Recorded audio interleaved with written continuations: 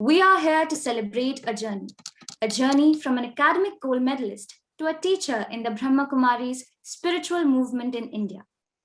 Brahma Kumari Shivani is a globally renowned spiritual guide and mentor.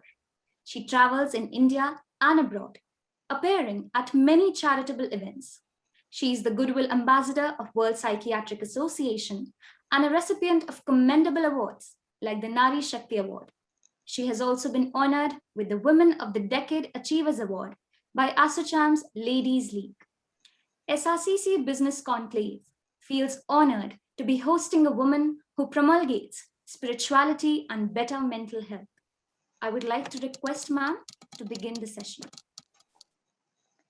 Om Shanti and Namaskar and good morning. And thank you so much for all your good wishes and blessings.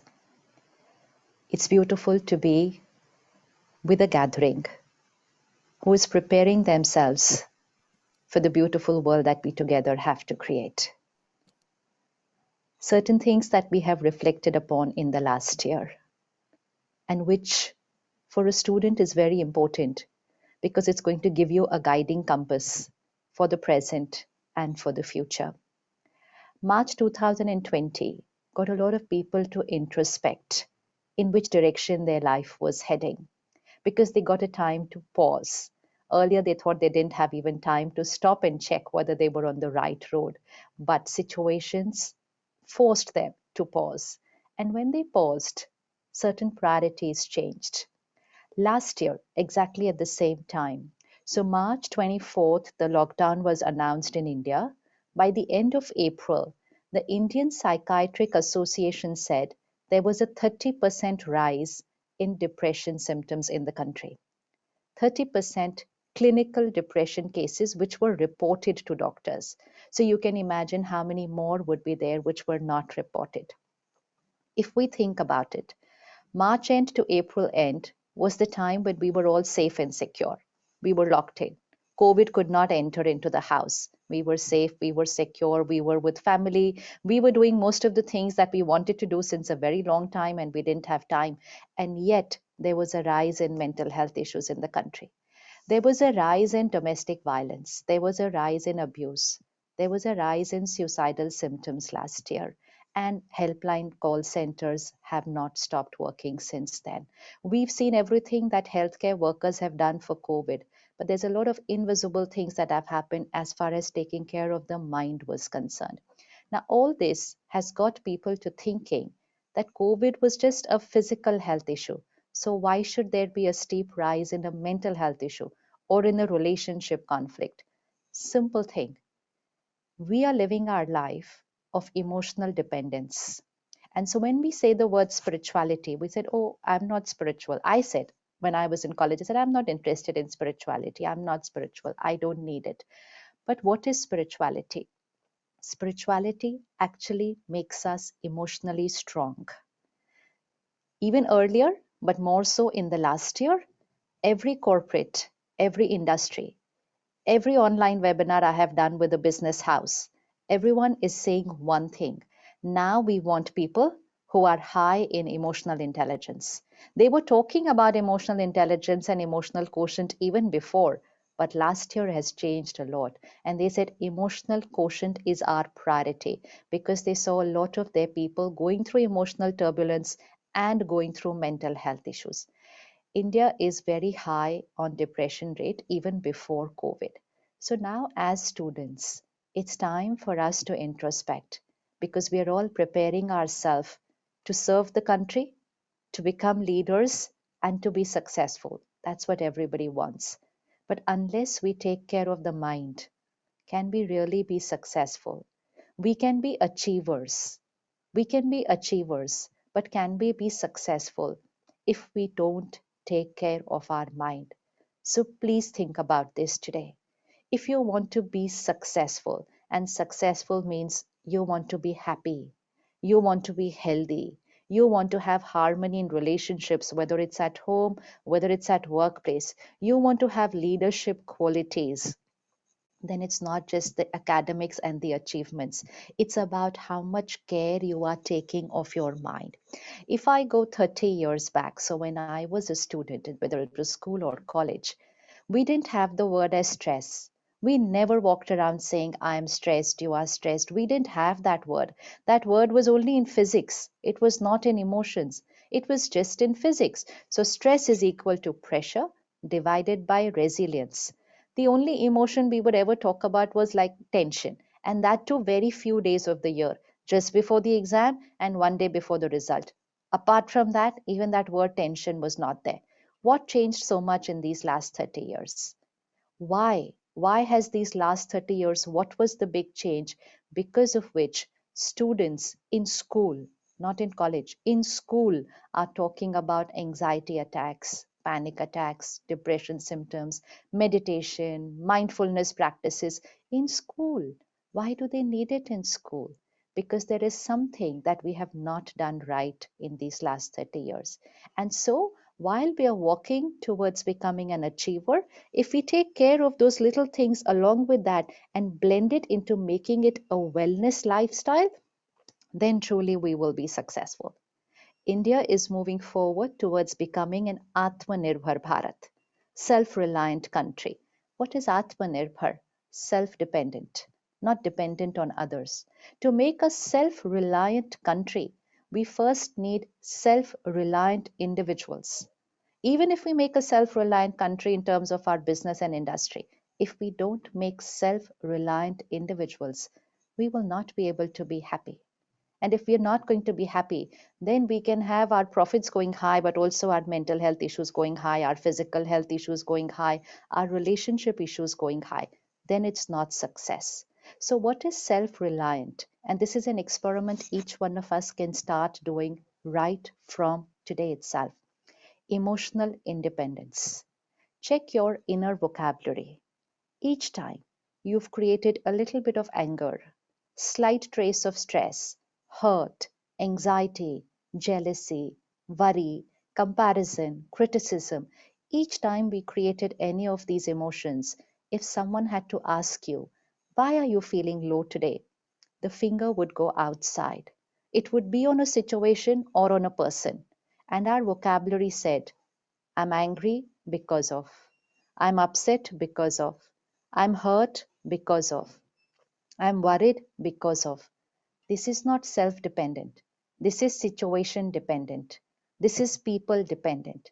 We started calling people irritating. We say they are irritating people. We are saying they hurt me, which means everything that is here is actually being controlled by people and situations. This is what we believe. So it's as if the world holds the remote control to my mind and the world is going to press the buttons, and that's how I'm going to feel. We were living a life of emotional dependence and came COVID. And we said fear and anxiety is normal. Pause and check. How can we call uncomfortable emotions as normal? So let's do two things today. One, be very clear that I am the creator of my every thought, feeling, emotion, word, and behavior. And say this to yourself 10 times every day till your mind is convinced about it. Because it's the truth. The situation is a stimulus. The person's behavior is a stimulus. Stimulus may not be perfect. Stimulus may be absolutely wrong, but it's still a stimulus. I am the creator of what's happening here. This is emotional independence. This is Atmanirbhar. This is self dependence. This is self reliance. I am the creator here, which means we shift from living like a victim, blaming the world for how we are feeling, waiting for our world to be perfect so that we can be perfect inside, begging to the world, please be nice to me so that I can be happy. We are waiting for everything to be changed till so that we can be happy and healthy. This is emotional independence. Please check yourself. Where do you stand on a scale of 1 to 10? Because as much is your emotional dependence, that low is your emotional quotient. Emotional quotient high means total emotional independence. Total emotional independence, and which means people may not be right to you. Someone may do wrong to you. Someone may cheat you. Someone may betray you. There can be a crisis outside, and you are choosing how you are going to be here because you are a master. You are the master of your life. This is called Swarajya. Swarajya. This is called independence. Every child today wants independence. Each one of you wants independence. So we have physical freedom, we have economical freedom, we have social freedom, emotionally. So let's just get that one last freedom, and that is emotional independence. So if something happens which is not my way, I understand. Situations and people will not always be my way. I will work towards changing the situations, but I do not allow my mind to be a victim to the situation. And so that is leadership quality. That is leadership quality. Leadership quality means there can be a crisis outside and there will be calm inside. Leadership quality means there can be chaos outside and we don't blame anybody for it, we take charge. Leadership quality means people can do wrong and we understand them, empathize them, accept them, and then influence them to change. That's leadership quality. But that will only happen if I'm practicing emotional independence. So please take up this one more independence today, because when you are emotionally fit, many of you must be going to gyms for your physical fitness. And that physical fitness increases your physical stamina. That increases your physical immunity system. But unless I make myself emotionally fit, then my emotional stamina to face the situations of my life, my emotional immunity system to remain untouched by the vibrations of people and situations around me, I need to build that up. And for that, I have to go nowhere. I just have to start doing it for myself. So, first, shift from blaming people and situations to taking personal responsibility. So, even if you create anger today, don't say it was because of them. Say, I created this anger and I know how I have to respond the next time. Don't say they hurt me.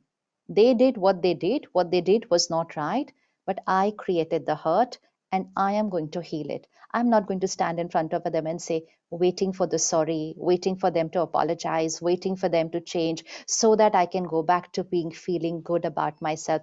Don't stand like this in front of the world. This is not success. Success doesn't stand like this. Success is like this. We are givers. Givers not only in what we have, givers here. Don't stand in front of the world, give me love, give me respect, give me happiness, give me peace. I give to the world. That is success. Success, Hindi word is safalta. Safalta comes from the word safal. Safal means those who have used their life in a worthwhile way.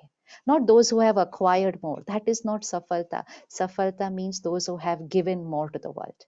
So let's shift from just standing like this and being a giver to the world, whether it's in what you do and whether it's in who you are. Be a giver to the world. Don't stand like this in front of people. Be nice to me. Yeah, I'll be nice to you. If you're not feeling good, never mind. I understand you may be going through something here. I'm not going to catch your emotional infection. Like we take care, we're not going to catch somebody's COVID infection. We have to take care, we're not going to catch people's emotional infection. Don't say they were like this and so I got hurt. No. Today we're shifting from being a victim to becoming a master of our life. That's successful. Simple lifestyle habits to build up our emotional stamina. Very, very simple lifestyle habits, which we can do right from today. What is the one major reason for this emotional stamina going low in the last 30 years? The one major reason is our emotional diet. And what is our emotional diet? Emotional diet means what we watch, what we read, what we listen. Please write this above your desk and read it many, many times in the day. What I watch, what I read, what I listen is who I become. It's simple. So when I was in school and college, I did not have internet. I did not have television. I did not have mobile. So I did not have to do anything. I was just not getting any other emotional diet. So what was my emotional diet? My parents, my teachers, one newspaper, and very good books. That was all that was emotional diet. So the mind had to do nothing to be healthy. It was just automatically happening. Draw a graph. Draw a graph and you'll see a direct connection between media and the emotional and mental health of society. And you will see a direct connection happening there. So that doesn't mean that media and social media is not right. It just means what do I have to consume from there? And how much do I have to consume from there? Because what I watch, read, listen is who I become. If I keep watching, reading, listening, lust, ego, greed, jealousy, aggression, anxiety, worry, comparison, competition, if I watch, read, listen this, then that's the only thing I can become. I cannot become anything else. It's not possible. Then fear is natural because that's what I'm consuming. It is natural. So if you want to become focused, you want to be able to concentrate, you want to stop overthinking, you want your mind to be calm and stable, that is high emotional quotient, high emotional stamina. Simple, take care of what you're watching, reading, listening. So simple. First 1 hour of the morning. Most of you might have the habit of checking your phone first thing in the morning, half eyes open, looking at the phone.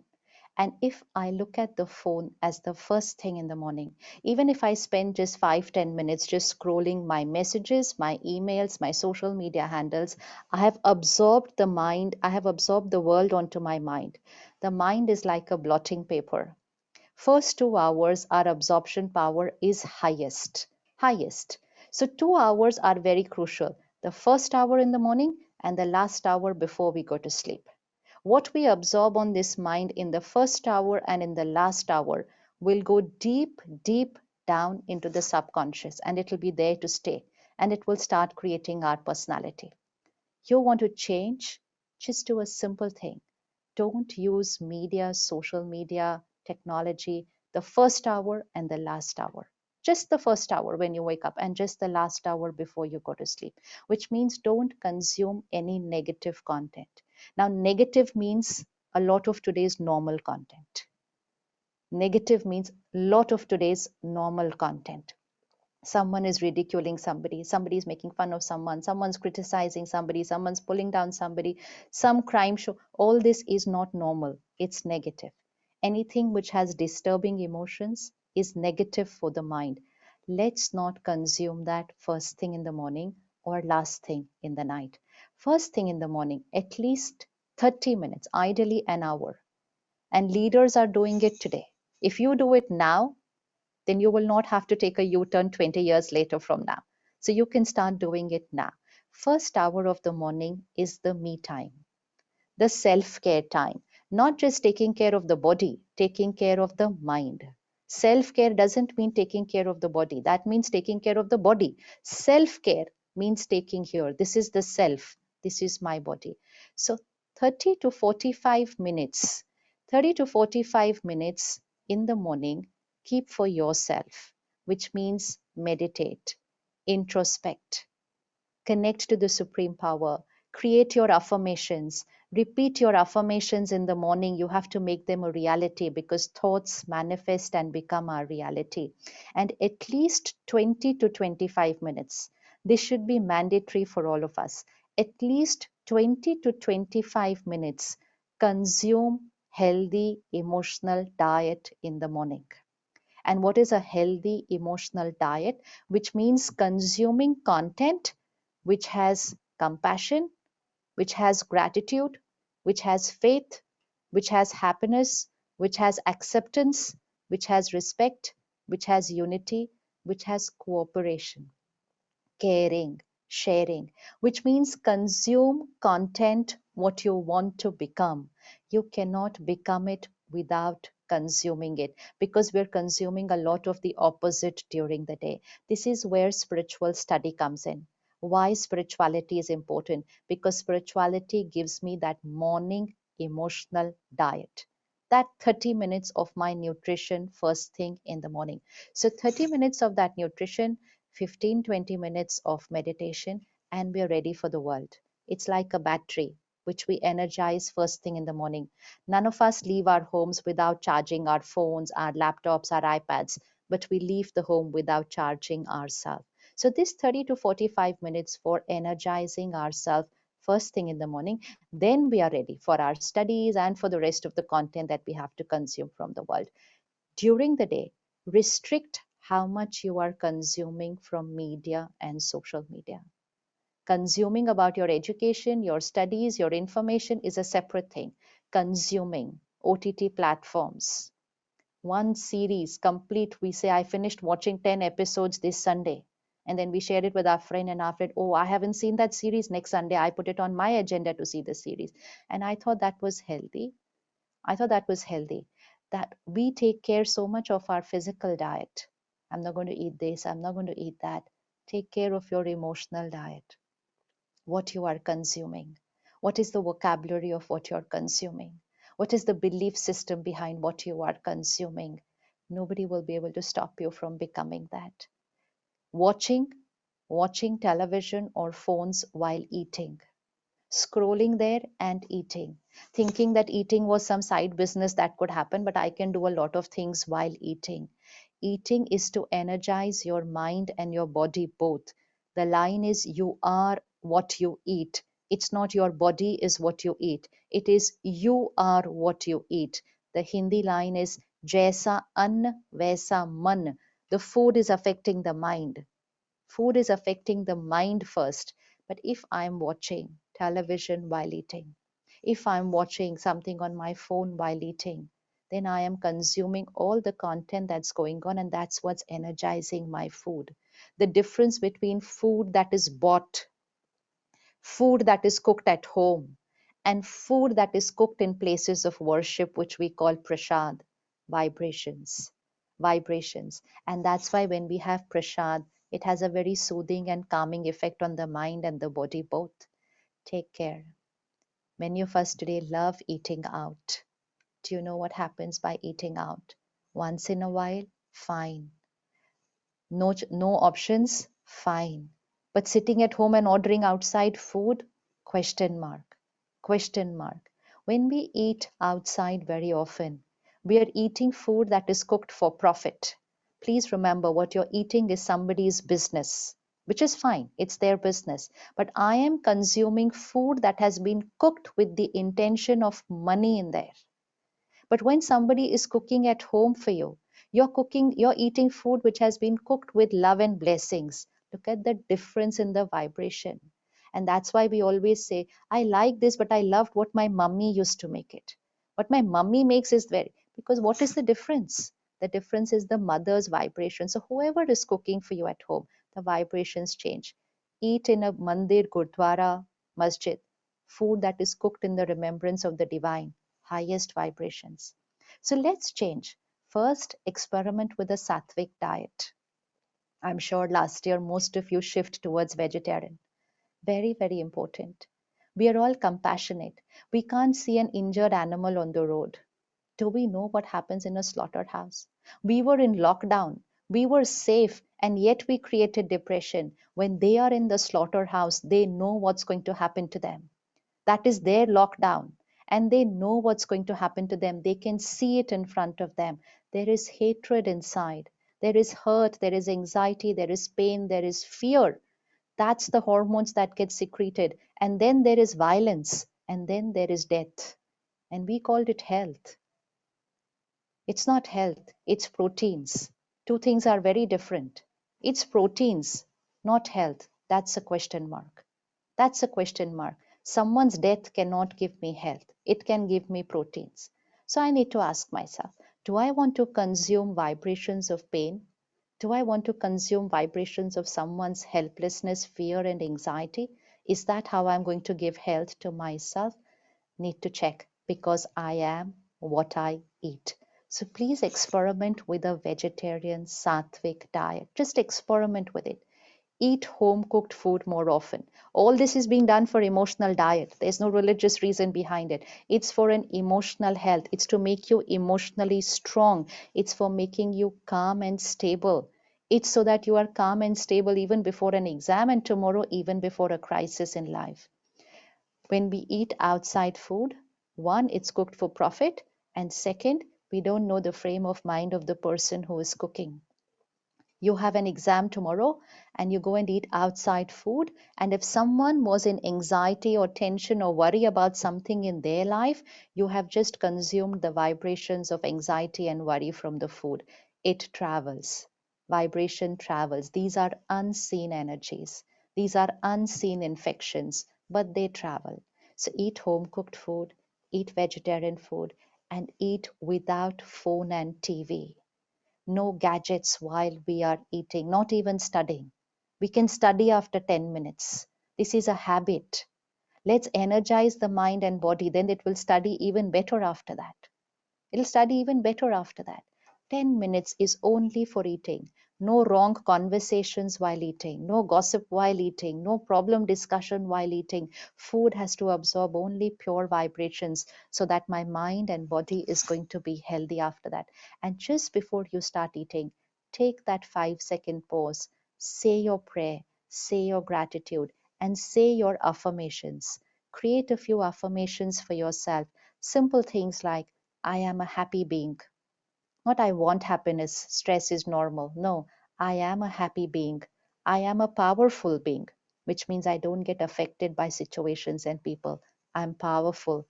I'm fearless. I am a fearless being. I am a giver.